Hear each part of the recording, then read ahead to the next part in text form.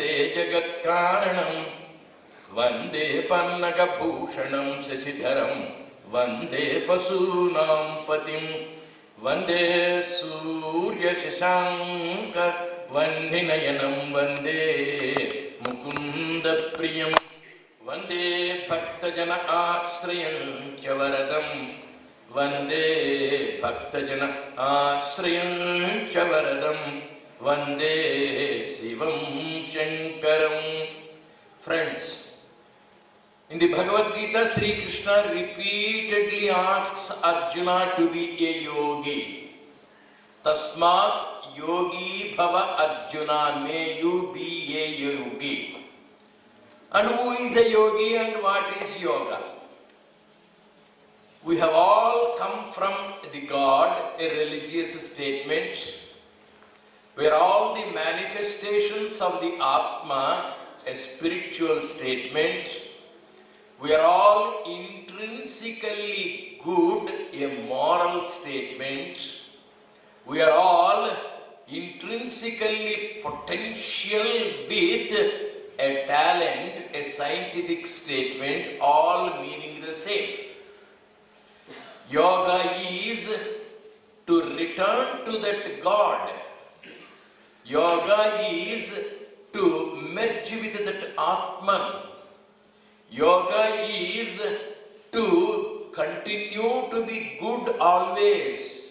Yoga is to project that talent for the welfare of humanity. Yoga is for moksha, samadhi. And moksha is nothing but freedom. Everybody wants to be free. University students are angry with the administration because they are not allowed to freedom. They are not allowed freedom to jump, dance, play with boys and girls everywhere always. They want freedom. They are angry with the hostel, they are angry with the university, they are angry with the parents, they are angry with everybody because they are not allowed the freedom. Husband and wife try to go to the court and get a divorce because husband is a nuisance for the freedom of the wife, wife is a nuisance for the freedom of the husband. Now, what is it that is needed for everybody? Freedom, freedom, freedom. Freedom to the senses, freedom from the senses. Freedom to the mind, freedom from the mind. Freedom to the body, freedom from the body. Freedom to the intellect, freedom from the intellect. When parents are a nuisance for your freedom, is not the body a nuisance for your freedom? My mind wants to enjoy a film, enjoy the music, enjoy picnics, but the body does not allow. Therefore, body is a big botheration preventing, controlling my freedom. Therefore, I must be free from the body also. Everywhere the struggle is to get freedom, to be free, and that is called moksha. Every day we have the experience of returning to the sleep in the night. During the day we enjoy, we do all the things. It's 8 o'clock, 9 o'clock, 10 o'clock in the night, 11 o'clock in the night. Please leave me, I want freedom from this body, from the mind, from the pleasures, from the enjoyments, from the pains, from the struggles. I want to be free from everyone. I want sleep. Sleep is freedom from all struggles, pains, pleasures. Similarly, man seeks freedom, and that freedom is to merge with the Atman or to go back to God, and that's why Sri Ramakrishna Mission has redefined Atmano Mokshartham. The purpose is Mokshartham. Swami Vivekananda adds Jagat Hitaya Cha. Goal of life is freedom, but while going to that freedom, while going to that ultimate reality, let us be useful to others. The water is running to merge with the ocean from where it has come.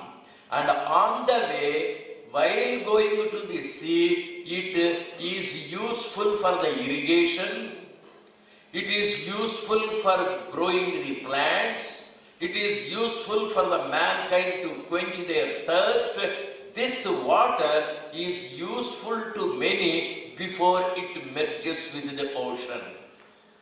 Similarly, almost all the objects, no cow drinks its own milk, no tree eats its own fruit. While living, we have to be useful, and being useful to others, we progress towards the ultimate and we merge with the God or Atman or the ultimate reality, whatever name we call it. So Atmano Mokshartham Jagat Hitaya Cha is the statement of Swami Vivekananda. For the realization of the soul, for the freedom from all struggles, for that nirvana, for that mukti, for that samadhi, for that vidudala, for that moksha, the means is to be useful to others, and for that we have to surrender at the feet of the Almighty. Therefore, in Patanjali we find Ishvara Pranidhana. It's an important component of our sadhana. If only we are able to give up our ego, if only we are able to fall at the feet of the Almighty, we are sure to reach that highest. Many people, because of the petty-mindedness, think that we can do it ourselves. No. Ishvaranugrahadeva pumsam advaita vasana. Even to have that state of total non-duality, that enjoy that fragrance of non-duality, even to have a taste of that, Ishvaranugraha is needed, Bhagavan's grace is needed. And it takes time for people to understand the very concept of Sharanagati. It is total surrender, absolutely giving oneself to the care of the Almighty. Entire Bhagavad Gita at the end comes to that particular sloka, Sarva Dharman Parityajya Mam Ekam Sharanam Vraja. You leave up everything, give up everything, fall at my feet, and you will be given that Mokshayishyami Masuja.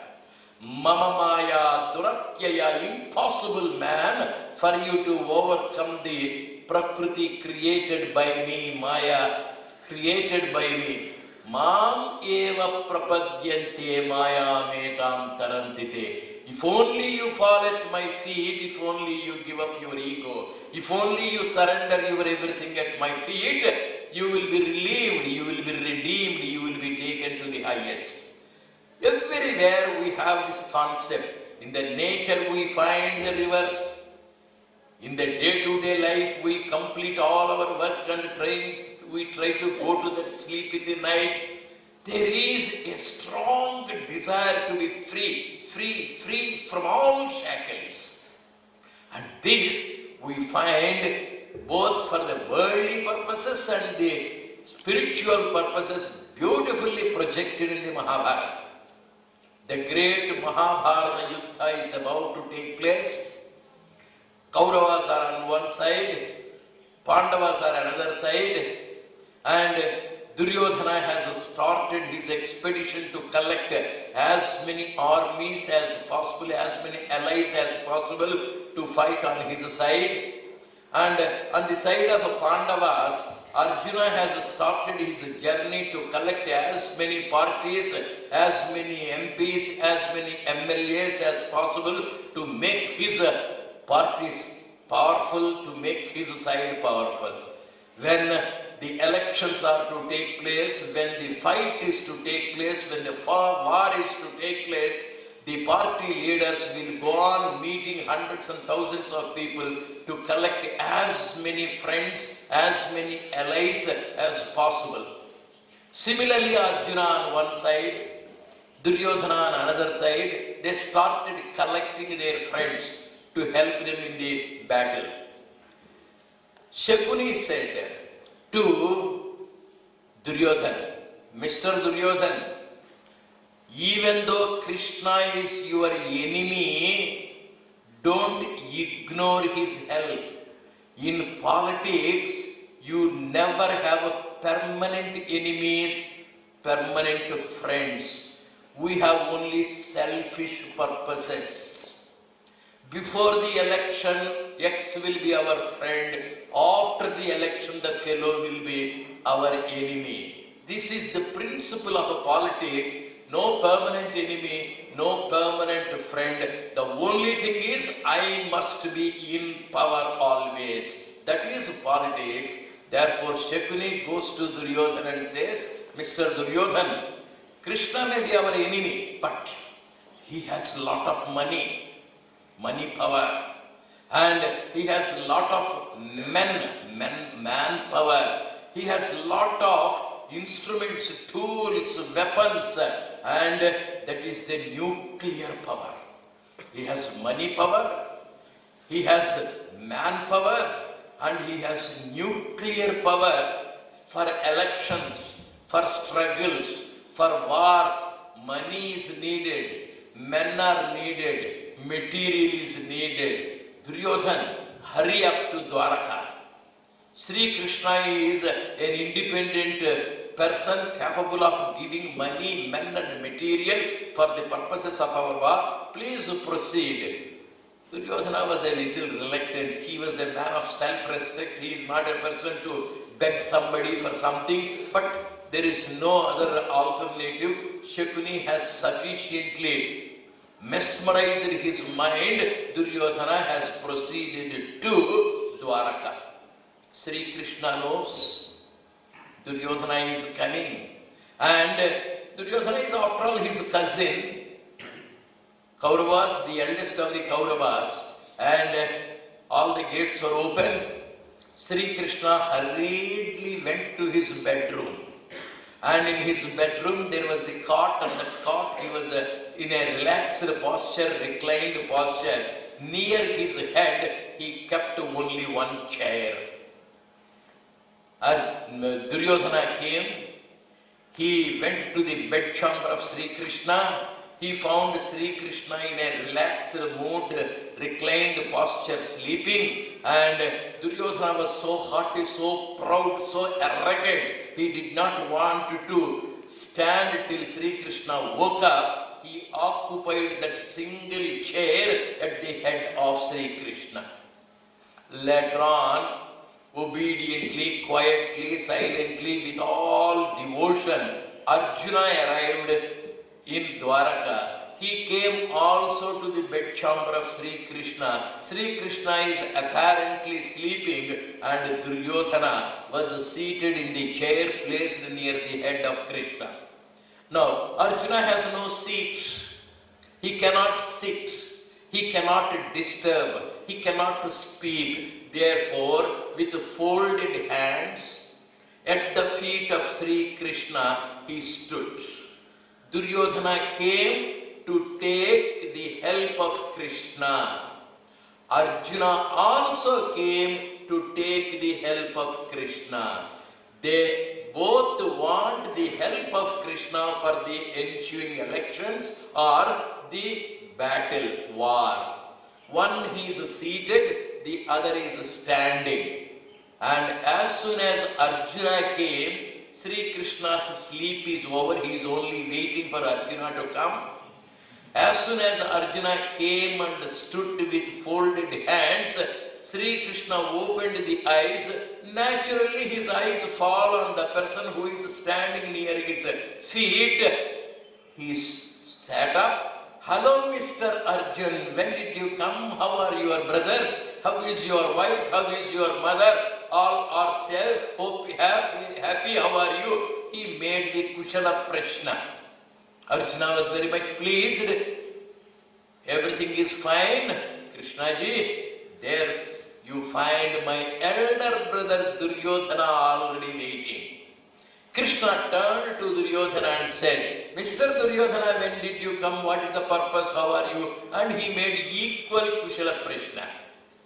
Then Duryodhana said, Arjuna said, Duryodhana said, I am here to take your help. Anyhow, war is becoming a certainty. Elections are declared. We have to collect the allies. And for the war, I require money. I require material. I require your manpower. Please give me, Duryodhana asked. And Arjuna was there. Krishna, I have come for help, no second opinion. But I do not know what I want. In the life's struggles, I do not know which will be useful to me. If I go to the doctor, whatever medicine he gives, I take. If I go to the medical shop, I have to ask what medicine I require. If I go to the doctor and tell him, please give me crocin, the doctor will scold you, idiot. If you want only a crocin, why do you come to me, an MD, an MS? I am a qualified doctor. You go to the medical shop and buy crocin. You need not come to a doctor. Similarly, when we go to a doctor, the cosmic doctor, the divine doctor, the permanent doctor, man or God capable of removing all ailments, we present our problems, that's all. It is up to him to give the medicine. You cannot prescribe the medicine. I want a wife. He will give a quarrelsome wife. I want a husband. A drunkard husband he will give. How many qualifications can you prescribe? I do not know what I want. I want to be free. I want to be peaceful. Whoever is helpful for that, whoever is useful for that, please do arrange. It is God's responsibility to provide a worthy companion. It is God's responsibility to provide a proper way. Now Arjuna says, I do not know what I want. War is fast approaching. My brother has sent me and I have come for your help and grace. Whatever you give me, I am ready to take. That is the request of Arjuna. And Duryodhana says, I want money, I want material, I want money. Man. Then diplomatically Krishna says, Mr. Duryodhana, I have two things. One, myself. The other, money, material and men. All my money, all my men, all my material will be on one side, property. I am alone on one side. I don't wield weapons. I cannot do any war. I cannot fight. I will stand alone, single-handed. Whatever you ask me to do, I will do. That single-handed, I will stand on one side, the remaining. Now there are two brothers, both of you have come for the same help. Between you, I have seen Arjuna first. The first offer is given to him. And you are the senior most. Second offer is given to you. Between you both, Arjuna is junior in age. You are senior in age. The chance first is given to Arjuna. Whatever he wants, he can take. Either me or my power. Men, material and money. Duryodhana was praying, let that Arjuna be an idiot. Let that Arjuna be a fool. Let him ask for this useless Krishna. Money should be mine. Material should be mine. Manpower should be mine. Duryodhana was praying that Arjuna's mind should be disturbed and Arjuna should only ask for Nirayudhapani Sri Krishna. Arjuna said, Krishna ji, it is enough if you come with me. Duryodhana had a sigh of relief. Mr. Duryodhana, now that Arjuna has asked me alone, I am going with him. All my warriors, weapons, wealth, everything is at your disposal. Duryodhana was very, very, very happy. He rushed to Hastinapur. He fell at the feet of Bhishma and he told, "Sir, that Arjuna is really a useless fellow. He does not know what to choose, what not to choose. He has asked for that Gopala, mischievous Sri Krishna, useless Sri Krishna, and I have brought the army, I have brought the armor, I have brought all the wealth. I am better." Bhishma looked at Duryodhana, "You fool! You have brought the leaves, dry leaves. You have brought the branches, broken branches. He has taken the roots of the tree. He has taken the best part of the cosmos. The very Atman is taken by him. God is taken by him, and you have brought the fruits and nuts and branches and trunk. You are a useless fellow. You do not know what is really useful." Bhishma, the wise man, says that Duryodhana is a fool. Arjuna has been able to bring Sri Krishna. Blessed are the people who are capable of choosing that Atman, choosing that yogic redemption, yogic solace, yogic salvation, yogic everything. Sri Krishna is Yogishwara. When Yogishwara Sri Krishna is on our side, he leads our lives. Partha Sarathi is the leader of a Partha, leader of a man, guide to the mankind. May we fall at the feet of Lord Krishna so that we can reach the destination. People invite Lakshmi Devi, try to imprison her in the iron safe. They don't call Vishnu. If you bring Vishnu, Lakshmi will come on her own. Yoga Narayana you bring and keep, Lakshmi Devi comes. If you bring only Lakshmi Devi, every time she tries to run away to her husband. If you bring the husband, Lakshmi comes. May we now bring Lord Yoganarayana, Sri Krishna, Yogishwara, so that our lives will be rich, our goals will be rich, and we will have the freedom all through. Hari Om Tat Sat. May we meditate on Yogishwara Sri Krishna.